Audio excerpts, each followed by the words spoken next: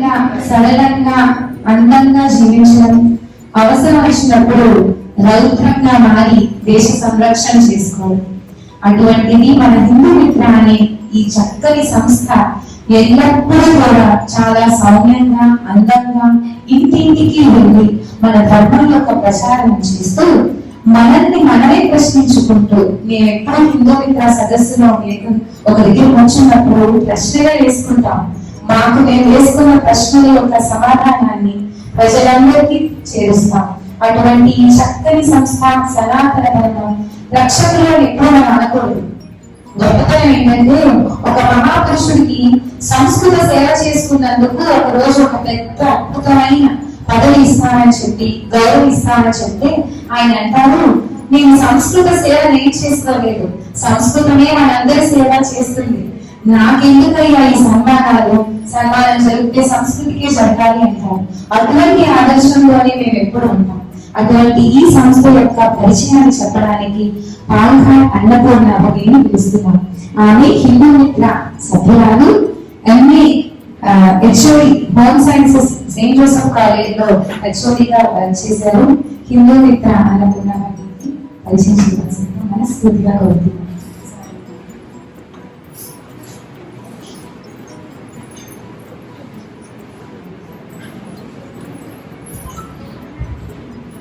సభలో వచ్చిన అందరికీ నమస్కారం. మనం ఇవాళ ఒక ముఖ్యమైన సుద్దిని చెప్పారు. మనం ఏంటేంటో చేయాలనుకుంటున్నాం, అది మనసులో ఒక భావన ఉంది, అది ఎలా రూపం పొందాలి అనే విషయంపై ఇవాళ మన సదస్సులో ట్రైనింగ్ అన్ని జరుగుతాయి. అందరికీ నమస్కారం. సంస్థాపకులు డాక్టర్ శ్రీనివాస్ శాస్త్రి గారికి స్వాగతం, శ్రీరామూర్తి గారి ట్రస్టీ జయ గారు స్వాగతం అండి, ప్రసాద్ గారు ఎన్జిఓ ఫామ్ అవుతుంది, ప్రసాద్ గారికి చాలా పెద్ద ఎత్తున మీకు స్వాగతం. రమణాజీ గారు మాకు ఒక 2-3 వారాలుగా మాతో సంపర్కం కమ్యూనికేట్ చేసి వాళ్ళు మనకి వస్తూ ఉన్నారు. ఇప్పుడు శ్రీకాకుళం జిల్లా గ్రామాల నుంచి చాలా మహిళలు వస్తున్నారు. వాళ్ళని మనం స్వాగతం చేయడానికి వెయిట్ చేస్తాం. తర్వాత హిందూ మిత్ర వాలంటీర్స్ చేస్తుందండి, హిందూ మిత్ర మెంబర్స్ అందరూ చేస్తుందండి. మీ అందరికీ సుస్వాగతం. అయితే ఈరోజు నిర్వహిస్తున్న హిందూ మిత్ర తొలి మహిళా సదస్సు, దీనికి అవసరం ఏంటంటే, మనకి ఏదో చేయాలని ఉంది కానీ ఎలా చేయాలని తెలియదు. దానికి మనం ఒక రకమైన ట్రైనింగ్ తీసుకొని ముందుకు ఎలా వెళ్ళాలి అనే మనకి ఇవాళ క్లాస్ అనుకోండి, ఒక పరిచయం అనుకోండి, ఒక బోధన అనుకోండి, అది ఇవాళ జరుగుతుంది. అయితే ఒక చిన్న ఆలోచనగా వచ్చి సమాజ సేవ, సమాజ జాగృతి చేయాలని ఒక చిన్న ఆలోచన ఒక పెద్ద సంస్థగా హిందూ మిత్ర సంస్థగా మారింది. శాస్త్రి గారికి ఇది ఎలాగంటే, శాస్త్రి గారు మనోవైద్యులు, భారతదేశంలో కాకుండా సింగపూర్లో, యూకేలో, స్కాట్లాండ్లో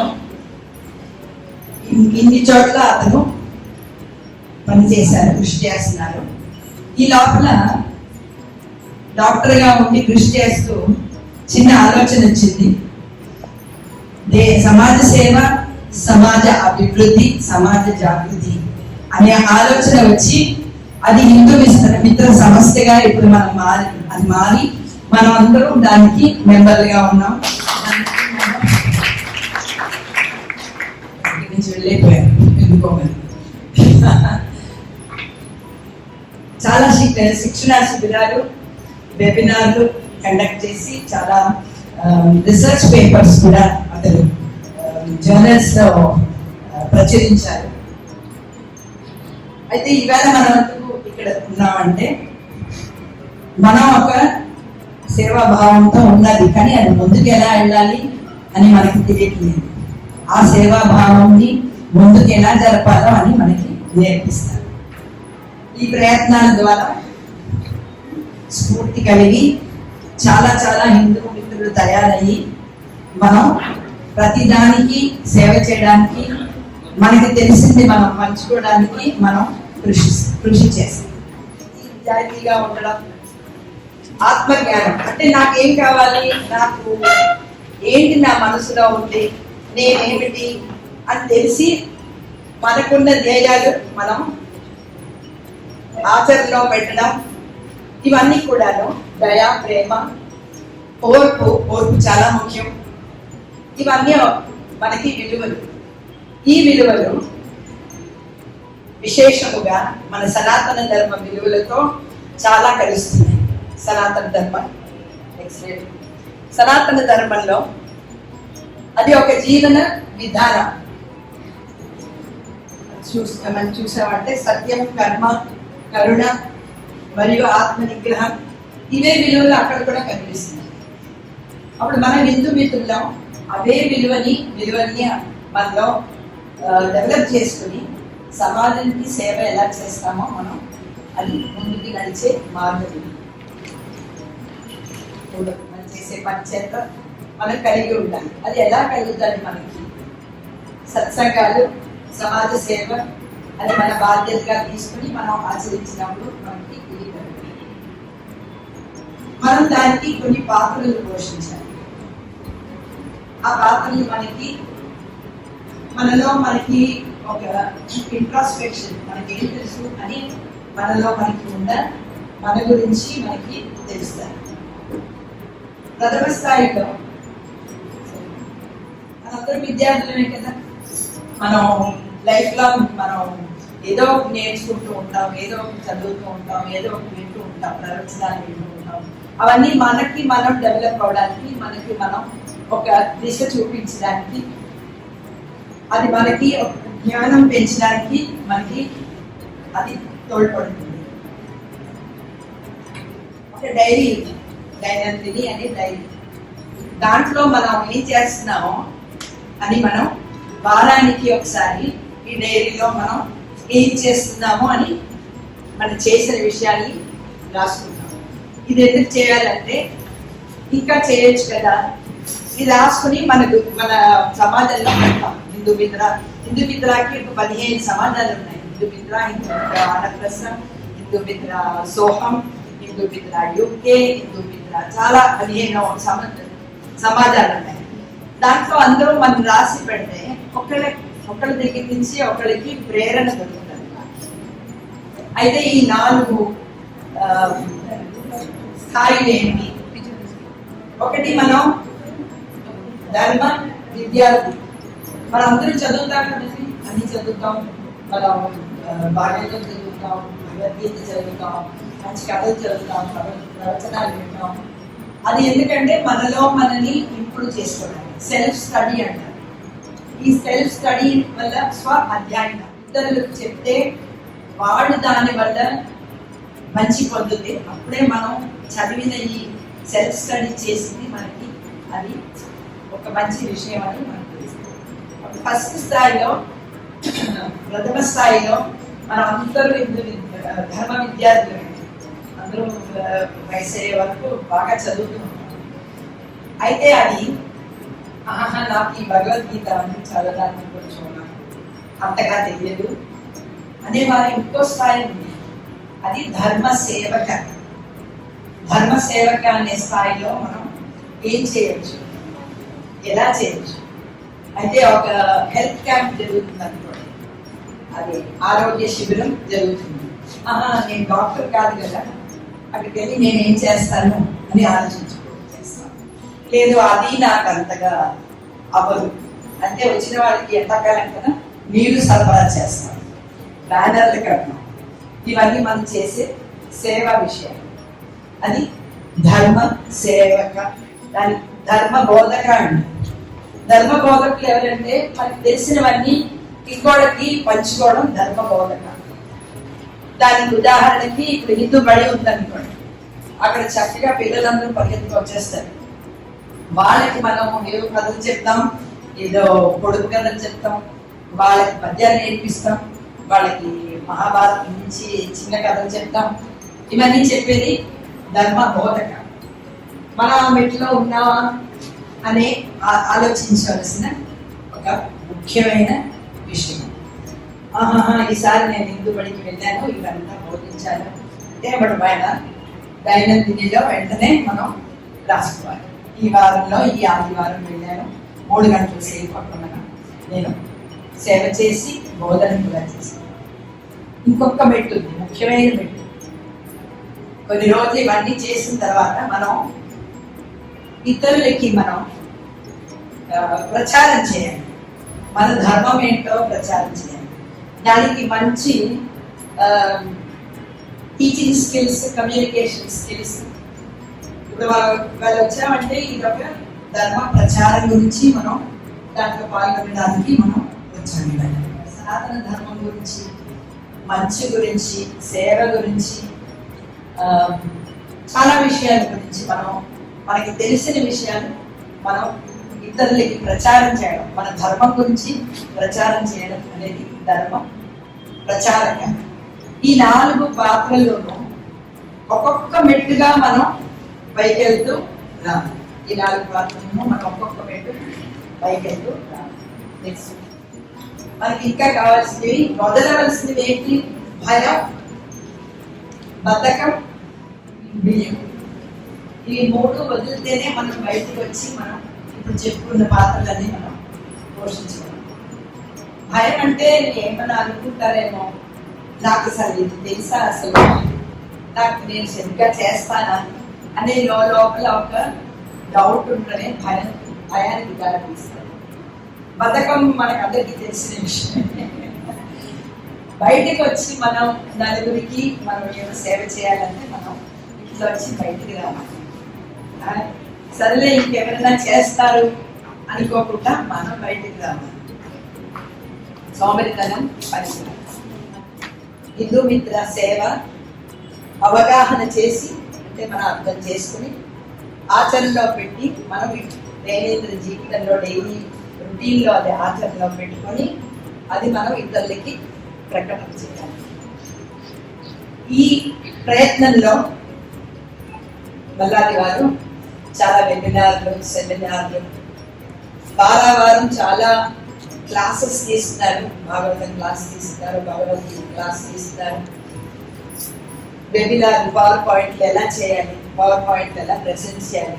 పెద్ద జనాలు ఉన్నారనుకోండి, ఇలాంటి హాల్లో ఉంటే నేను మాట్లాడుతూ ఉంటే అది మనల్ని చేసుకోవడం కష్టం. అందుకని ఎలాగ ఒక slide projector, power point projector ఎలా చేయడం, దానికి వాయిస్ ఓవర్ ఎలా ఇవ్వడం, ఇవన్నీ మనం నేర్చుకోవాలి. మనం నేర్చుకోలేము అనే విషయం ఏమీ లేదు.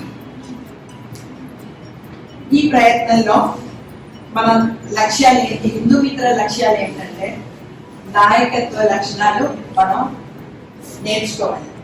నమ్మకం, నాయకత్వ లక్షణాలు ఏంటంటే నమ్మకం, ధైర్యం, దృష్టికోణం, బాధ్యత. సనాతన జ్ఞానంతో శిక్షణ అందరు. ఈ సంస్థలో మనమందరూ ఉన్నాం. మనకి హిందూ మిత్రులుగా ఇతర దేశాల నుంచి చాలా మంది ఉన్నారు. ఇతర దేశాల నుంచి మనకి ముఖ్యంగా క్యారెన్ డెబ్రోస్కీ అని ఆవిడ మన సంస్కృతిని, ఆవిడ మన అలవాట్లని, మన ఆచరణల్ని అన్ని చాలా ఆవిడ ఇన్స్పైర్ అయ్యి మనతో చేతులు కట్టి ప్రతి వారం ఆవిడ క్లాస్కి వస్తారు. ప్రతి వారం భాగవత క్లాస్కి వస్తారు. మనం ఆ ట్రైనింగ్లో ఇవాళ ఉన్నాం. అందరూ చాలా పేషెంట్గా విన్నందుకు నమస్కారం అండి. అది మనం ఇప్పుడు ముందు ఐశ్వర్య తల్లి ఒక వీడియో చేస్తాం. ఆ వీడియోలో మన హిందూ మిత్ర సంస్థ ఏమేమి కార్యక్రమాలు చేస్తున్నాం అనే దాంట్లో మనకి తెలుస్తుంది. నమస్తే.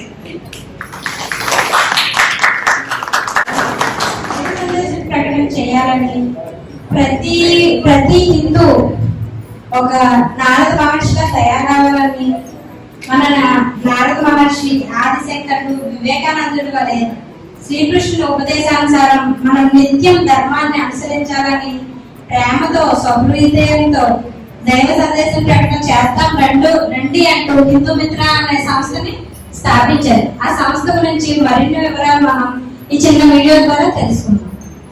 ధర్మ రక్షణ మరియు సామాజిక చైతన్య మహాప్రస్థానం ఆరంభం. ఒక వ్యక్తి మనసులో అంకురించిన చిన్న ఆలోచన నేడు వేలాది మంది హృదయాలను రగిలించే ఒక మహా జ్వాలగా ధర్మ పరిరక్షణ ధ్వజంగా రూపుదిద్దుకుంది. అదే హిందూ మిత్ర. సనాతన ధర్మం కేవలం ఒక మతం కాదు, అది ఒక జీవన విధానం. ఆ జీవన విధానాన్ని కాపాడుకోవడానికి, భావితరాలకు అందించడానికి అచంచలమైన దీక్షతో, అలసట లేని శ్రమతో ధర్మ సైనికుల్లా ముందుకు సాగుతున్న హిందూ మిత్ర ప్రస్థానాన్ని ఈ ముందుకు తీసుకొస్తున్నాను. సనాతన ధర్మానికి అండగా నిలబడటమే కాకుండా నేనున్నాను నీకు అంటూ సంక్షేమ పలకరింపుతో మొదలుపెట్టి అనారోగ్యం, నిరుద్యోగం, పేదరికం వంటి పలు సమస్యలను ఎదుర్కొంటున్న వారికి పరిష్కార మార్గాలను చూపిస్తోంది. ధర్మ పరిరక్షణ, క్షేత్రస్థాయి పునర్నిర్మాణం. సనాతన ధర్మానికి ఆపద కలిగినప్పుడు కేవలం బాధపడడం కాకుండా కార్యాచరణకు పూనుకోవడమే హిందూ మిత్ర ప్రత్యేకత. పూర్వ గ్రామంలో వేదిక అగ్నికి ఆహుతి అయినప్పుడు దాని పునరుద్ధరణ కోసం స్వల్ప కాలంలోనే నిధులు సేకరించి పూర్వ గ్రామ నిర్వాహకులకు అందించిన సంఘటన హిందూ మిత్ర కార్యాచరణకు నిదర్శనం. తన సంస్కృతిని పునః ప్రతిష్ఠించడం కోసం హిందూ మిత్ర నిరంతరం ప్రయత్నిస్తోంది. స్వచ్ఛ దేవాలయం భక్తితో పాటు బాధ్యత. మనం గుడికి వెళ్తాము, కొబ్బరికాయలు కొడతాము, ప్రసాదం తీసుకుంటాము, కానీ మనతో పాటు వచ్చే ప్లాస్టిక్ కవర్లు, వ్యర్థాలను అక్కడే వదిలేసి వెళ్తున్నామా అని ఎప్పుడైనా ఆలోచించామా? స్వచ్ఛ దేవాలయం అనే నినాదంతో హిందూ మిత్ర భక్తుల్లో గొప్ప మార్పును తీసుకువస్తోంది. ఆలయ ప్రాంగణం పరిశుభ్రంగా ఉంటేనే భక్తి భావం కలుగుతుంది. అందుకే ప్రతి గుడి ఆవరణలో నిరంతరం భజనలు, సత్సంగాలు నిర్వహిస్తూ ఆ ప్రాంతమంతా ఆధ్యాత్మిక కోలాహలంతో విరాజిల్లేలా మేము కృషి చేస్తున్నాము. హిందూ బడి రేపటి ధర్మ సైనికులు. పిల్లల మనసు నిర్మలమైంది. అక్కడ చిన్నప్పుడే ధర్మ బీజాలు నాటాలి. హిందూ బడి ద్వారా పిల్లలను చేరతీసి వారికి ఉచితంగా విద్యను అందించడమే కాకుండా వారిని శారీరక, మానసిక మరియు ధార్మిక విలువలలో నిష్ణాతులుగా తీర్చిదిద్దుతున్నాము. సంస్కృత భాష పునరుద్ధరణ కోసం ప్రత్యేక తరగతులు నిర్వహిస్తూ మన మూలాలను వారు మర్చిపోకుండా జాగ్రత్త పడుతున్నాము. ధర్మం అంటే కేవలం పూజలు కాదు, తోటి మనిషిని ఆదుకోవడం. సమాజంలో ఎందరో వృద్ధులు ఒంటరితనంతో, ఎందరో యువకులు మానసిక ఒత్తిడితో ఉండిపోతున్నారు. వారిని గుర్తించి నేనున్నానంటూ ఆత్మీయంగా పలకరిస్తూ వారికి కావలసిన మనోధైర్యాన్ని మనోమిత్ర పేరిట అందిస్తుంది. ఆర్థిక ఇబ్బందుల్లో ఉన్న నిరుపేదలకు, ఆపదలో ఉన్న ధర్మ ప్రేమికులకు చేతనైన సాయం చేస్తూ ఒక గొప్ప సామాజిక వేదికగా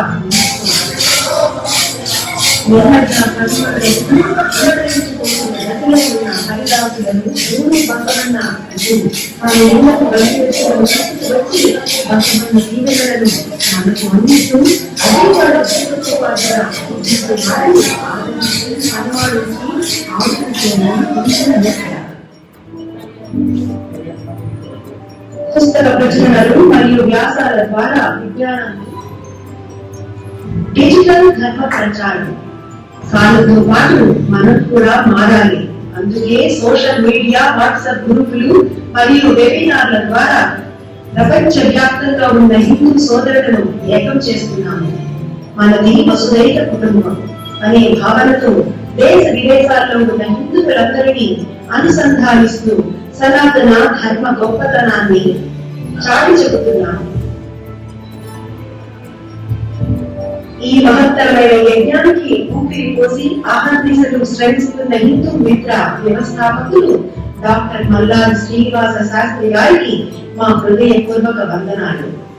ధర్మం కోసం ఒక్కటైన ఈ వేదికపైకి విచ్చేసిన మీ అందరికీ మరోసారి స్వాగతం పలుకుతూ ఈ ధర్మ ప్రయాణంలో మీరు భాగస్వాములు కావాలని కోరుకుంటున్నాము. ధర్మో రక్షతి రక్షితః. జై శ్రీరామ్.